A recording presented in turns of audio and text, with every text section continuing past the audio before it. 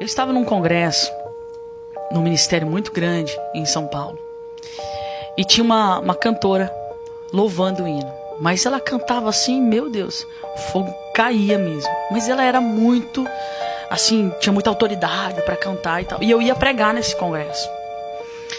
E quando ela estava cantando, todo mundo falando em mistério, aquela coisa toda, sabe? E eu fechei o olho. Quando eu fechei o olho, eu vi ela com 7 anos de idade, sendo separada para um espírito maligno. Quando eu abri o olho, eu olhei ela cantando. E o Senhor falou comigo, todas as vezes que ela tá dando um salto no ministério dela, esse espírito maligno vem e puxa ela para desonra. Aí eu falei, mas como? A mulher canta, fogo cai, uma loucura. E Deus me dá esses mistérios também, sabe? Às vezes eu vejo assim, a pessoa... Já aconteceu comigo, William. Só que quando é assim, eu tenho muito cuidado de ver assim a pessoa ou cantando ou pregando absurdamente, e eu ver assim, cheirando cocaína. E Deus me mostra, entende? Já aconteceu isso. Entendo muito. Aí ela pegou, quando ela desceu assim do altar, aí eu falei, Deus, se for para eu entregar para ela essa revelação, ela vai me convidar para comer, para alguma coisa, né? E daí o marido dela terminou o culto, e ela era a cantora da convenção. Quando reunia as convenções, ela que cantava, tá? O marido dela pegou e falou bem assim pra mim, missionária, vamos comer alguma coisa? Quando ele falou isso, me doeu a espinha. Eu falei, não acredito, Deus. E eu tava na cidade dela, tá? Com o pastor presidente dela, sabe? E daí ele falou assim, onde você tá hospedado? Eu falei, em tal lugar.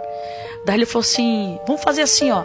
Hoje nós vamos comer num lugar ali, mas outro dia eu vou fazer na minha casa uma comida bem... Eu falei, misericórdia. Aí a gente foi comer nesse lugar e tal. E daí ela veio muito querida, muito educada, conversando comigo. Você olhava pra ela, William, você não dizia que tinha alguma coisa oculta. E eu olhava pra ela e Deus me mostrava o espírito na vida dela. Aí, quando passou alguns dias, o marido dela me levou na casa dela pra comer. Eu fiquei ali naquela cidade, ali acho que uns 20 dias naquela cidade, só pregando no campo, ou mais.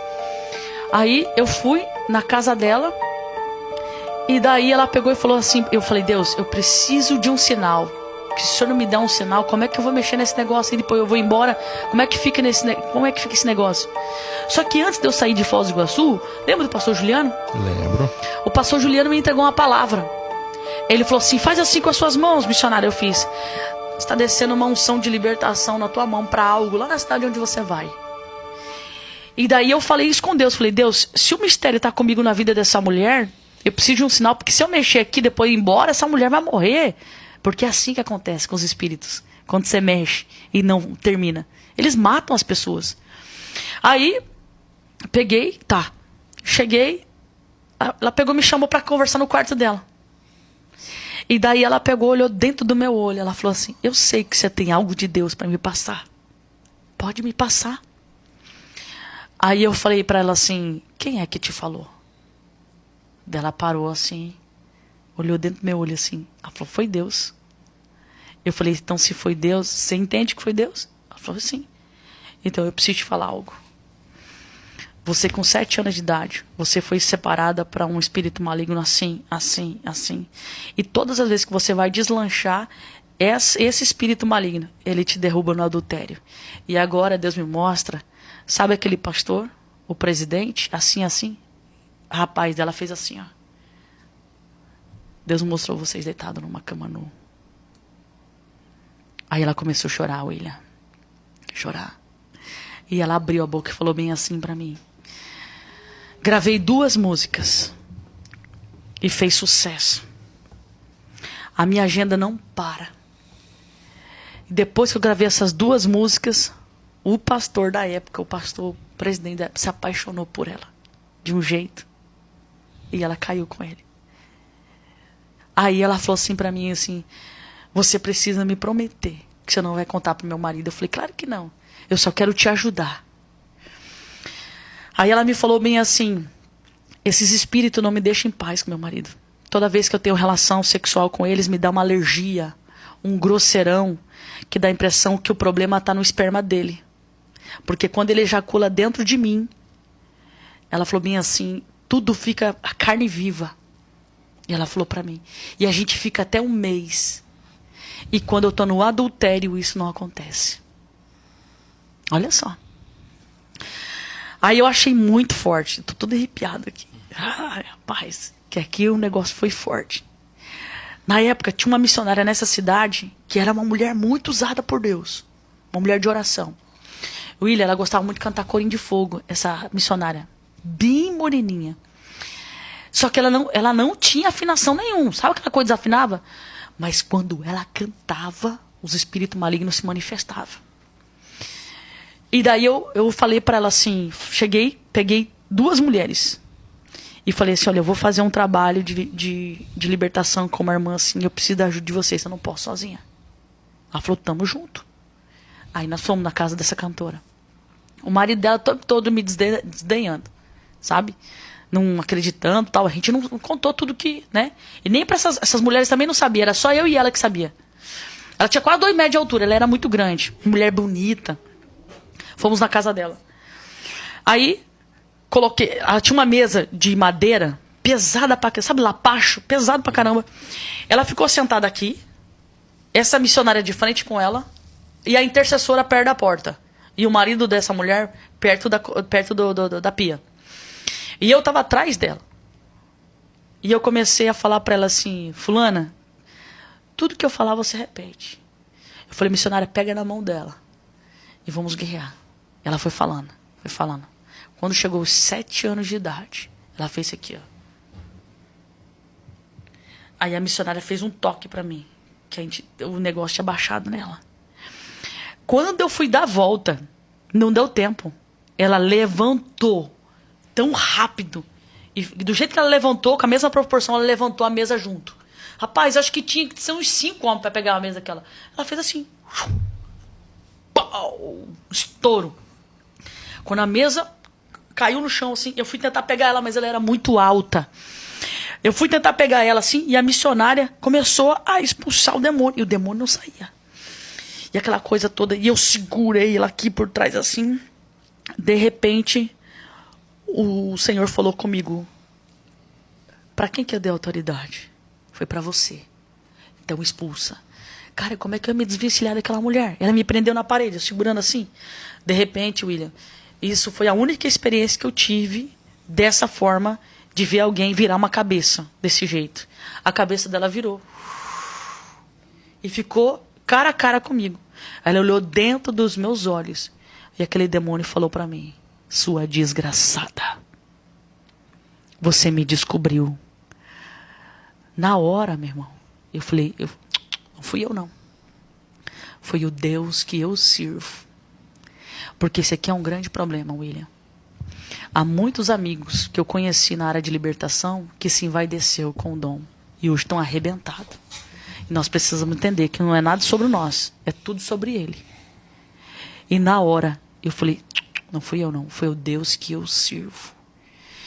E quando ela virou assim, eu consegui me desvencilhar. Eu fiquei cara a cara com aquele demônio. Ele virou de novo a cabeça. E eu gritei. Eu li uma vez um livro que um pastor amigo meu me deu. Armaduras de Deus e a armadura do diabo. E na hora veio um flash muito grande daquele livro. E eu clamei pelos anjos de guerra. Quando eu falei, anjos de guerra, eu quero vocês aqui agora. Rapaz, eu nunca vi na minha vida. Todos que estavam ali dentro da casa, inclusive o marido dela que estava já se tremendo, já de medo, começaram a ouvir barulho de espada. Plém, eu tô toda arrepiada aqui. Plém, plém. E aquela mulher gritava e fazia assim. Eu falei, dissipa esse demônio agora. Ela caiu. Rapaz, Deus fez uma obra na vida daquela mulher. E eu falei para ela assim, depois que ela foi liberta aquele demônio, eu falei assim, olha para mim. Você nunca mais vai ter problema na sua relação sexual. Você vai poder ter relação com teu marido, não vai acontecer isso. Porque se você crer hoje, esse demônio foi embora da sua vida. Aquilo ali foi uma experiência muito forte que eu tive. Caramba. O marido deve ter saído, vamos pra casa. Caramba, gente, o mundo espiritual é demais, Yuri. Não. Cara, não tem como não se arrepiar, hein? Você tá de brincadeira. Caramba, é muito gente. forte. Pra você ver como que... às vezes parece que tá tudo ok com a pessoa, tá tudo certinho, tudo bonitinho, mas Deus revela o profundo. E eu quero até aproveitar o ensejo, né? Porque alguém pode até achar, então a pastora trabalha com libertação, vou pedir ajuda para ela. O meu ministério não é específico em libertação. Eu vejo mais no profético, na palavra. Mas quando Deus ele quer fazer, eu sinto que ele me movimenta para fazer. Ele me move. Mas são de formas específicas, né? Não que eu trabalhe especificamente com libertação. Eu admiro quem tem esse ministério, esse chamado, que eu acho fantástico. Mas eu vejo assim que quem tem um chamado para libertação tem que se dedicar só para aquilo. Porque, rapaz, é um negócio fora da curva. Uma coisa que a gente fala muito aqui no programa, e vou voltar a falar também, que você precisa entender, é a questão do processo de libertação. Existem algumas situações que acontecem dessa forma. Você vai lá, faz uma oração, quebra aquilo ali, vai embora e tudo. Mas a grande maioria é um processo de libertação. Lembra da história que a pastora contou no começo sobre o menino, que inclusive veio a óbito? Era um processo de libertação. Não adiantava chegar lá e falar, olha, sai e vai embora. Então, assim, o que as pessoas precisam entender é isso. Às vezes vem alguém aqui, conta uma experiência e daí enche lá a caixa de mensagem. Ora por mim. Onde você mora? Eu moro aqui na Pensilvânia. E não é assim que funciona, né, Renê? Tem pessoas, William, que para você trabalhar com libertação com ela precisa de medicação. Olha aí. Ela precisa de acompanhamento psiquiátrico, pra você ter uma ideia. Tem pessoas que estão num nível tão forte de loucura já, de alucinação. Se você for fazer um trabalho com ela, é chover no molhado. Entende? Então precisa de um acompanhamento também psiquiátrico para você conseguir fazer um trabalho, para você fazer um acompanhamento, para que tenha resultado. Né? Porque não é fácil. É uma coisa assim, é uma batalha muito forte. Uma coisa de filme mesmo.